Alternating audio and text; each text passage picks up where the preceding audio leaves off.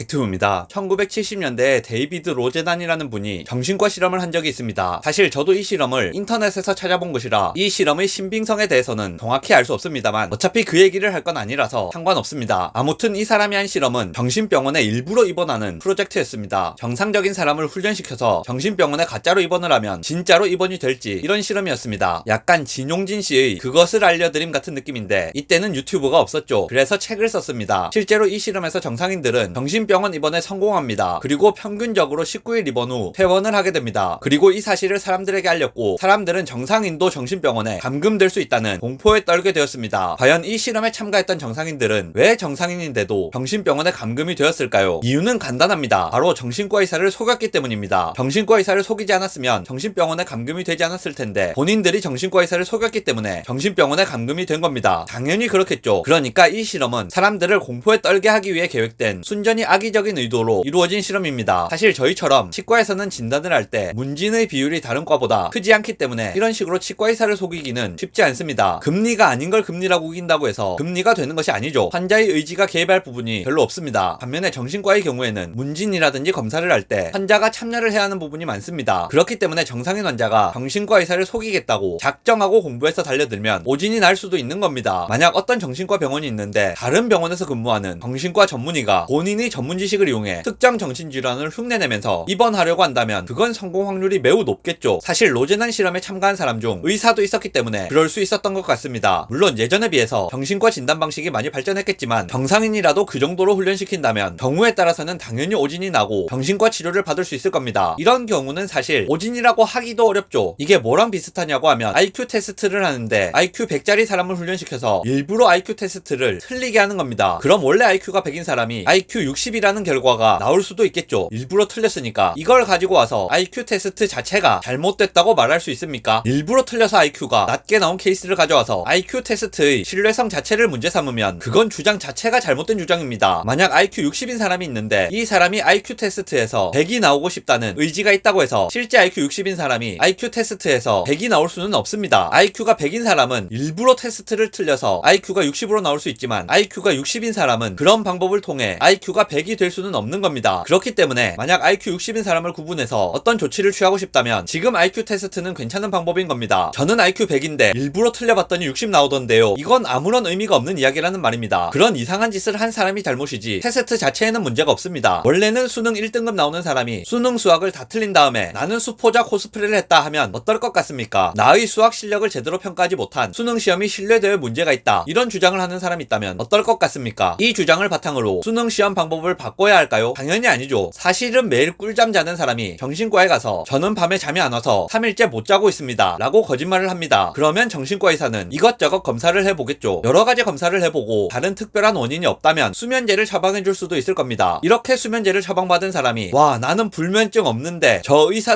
가 수면제 줌 하고 따진다면 그게 제대로 된 겁니까? 그리고 이런 상황을 바탕으로 뭔가 바뀌어야 되는 게 있습니까? 당연히 없죠. 지금 상태가 괜찮은 상태니까. 로제난 실험에서도 19일 동안 검사를 해보니까 퇴원시켜도 될 것 같아서 사람들을 퇴원시킨 겁니다. 그런데 이게 1970년대죠. 대략 50년 전 이야기입니다. 그때 당시는 정신의학이라는 학문 자체가 별로 발달하지 않았던 시기인데도 불구하고 이 정도는 됐던 겁니다. 정신과 질환은 원래 진단 자체가 쉽지 않고 장기적인 관찰을 해야 되는 경우도 있기 때문에 누군가가 속이려고 마음먹고 미리 공부를 해서 증상을 위장한다면 정신과 질환을 위장할 수 있는 경우도 있습니다. 그것은 의사를 속인 사람의 문제지 정신의학이라는 학문의 문제가 아닙니다. 물론 정신과 질환이 있는 사람이 정상인으로 위장을 하려고 한다면 그것은 쉽지 않은 일이고 현재의 진단 방법은 여전히 유효합니다. 그러니까 잘못된 것이 아무것도 없는 거죠. 공황장애가 있는 사람의 경우는 본인이 못 견디고 스스로 정신과에 오는 경우가 많지만 조현병이 있는 사람의 경우는 스스로 정신과에 오는 경우보다는 다른 사람에 의해 정신과에 오는 경우가 많습니다. 자기 자신은 정상이라고 생각하는 경우가 많기 때문입니다. 조현병 환자가 자기 자신이 정상이라고 생각한다고 해서 조현병 진단이 안 나오는 게 아니죠. 조현병 환자는 본인이 정상이라고 우겨도 조현병 진단이 나옵니다. 그러니까 현재 진단 방식은 괜찮은 거죠. 앞서 말씀드렸던 내용 중에 일반인이 정신과 질환을 흉내내면 정신과 질환을 위장할 수도 있다고 이야기했었는데 사실 이것도 쉽지 않습니다. 로젠하는 2차 실험이 있었는데 이번에는 정신과 병원에 진짜 환자와 가짜 환자를 구분해보라면서 환자들을 보냅니다. 정신병원은 이 환자 중 진짜 환자와 가짜 환자를 구분했다고 주장했습니다만 사실 로젠한이 보냈던 사람들은 경우는 전부 다 진짜로 정신과 진단이 나왔던 사람이라고 합니다. 그러니까 보냈던 모든 환자는 실제로 정신질환 진단이 있는 환자고 병원은 정신질환이 있는 환자들 중 일부를 정상으로 잘못 판단했다는 주장입니다. 이 실험 역시도 문제가 있습니다. 정신질환이라는 것이 있다 없다로 딱 떨어지는 게 아니죠. 경증의 경우는 치료가 필요 없을 수도 있습니다. 잠이 잘 안 와요 하면 불면증으로 진단을 할 수도 있지만 뭐 그냥 잠이 잘 안 오는 걸 수도 있죠. 어제까지는 잠이 잘 안 왔는데 왠지 모르지만 오늘은 잠이 잘 올 수도 있고요. 또 정신질환은 시간에 따라 상태가 바뀌는 경우가 많습니다. 예를 들어 우울증의 경우도 정신질환으로 볼 수 있고 경증의 우울증이라면 있다가도 없어질 수 있는 겁니다. 예전에 정신과 진단이 나온 사람이라고 해서 지금도 정신질환을 앓고 있다고 막연하게 추측하는 것은 잘못된 겁니다. 특히 이미 정신병원에 갔고 정신질환 진단이 나온 사람이라면 진단 후 치료를 시작한 사람일 가능성이 매우 높은데 치료를 받은 사람이나 받고 있는 사람이 정상으로 판단될 수 있는 것은 당연한 결과입니다. 고혈압 환자가 혈압약 먹고 혈압을 재면 정상으로 나오는 게 당연하고 당뇨병 환자가 인슐린 맞고 혈당을 재면 정상으로 나오는 게 당연하죠. 물론 이 경우 역시도 1970년대에 행해졌던 실험이라는 점도 고려해야만 합니다. 약 50년 전입니다. 그때 기준으로 보면 오진이 좀 있을 수도 있기는 했겠죠. 하지만 지금은 로제난 실험이 있었던 1970년대가 아닙니다. 분석심리학의 개척자인 칼 구스타프 융은 1961년에 죽었습니다. 로제난 실험은 칼 구스타프 융이 죽은 지 10년 정도 만에 이루어졌던 실험이고 지금은 그 실험이 이루어진 지 50년 정도가 지났습니다. 남자분들 중에 군대 갔다 오신 분들 많으실 텐데 병무청에서 검사를 할 때 얼마나 많은 청년들이 정신질환을 흉내내고 정신질환 판정을 받기 위해 필사적으로 공부하고 노력하는지 다들 알고 계실 겁니다. 그런데도 정신과 의사를 속여서 정신질환 판정을 받는데 성공하는 케이스는 극히 드물죠. 1970년대에는 어땠는지 몰라도 지금은 쉽지 않습니다. 영상 요약하겠습니다. 혹시나 1970년대에 악의적인 의도로 시행된 정신과 실험 이야기를 듣고 공포에 떠는 분들이 계신다면 병상인이 오진으로 인해 정신과에 강제 입원될 가능성은 없기 때문에 두려워하지 않으셔도 됩니다.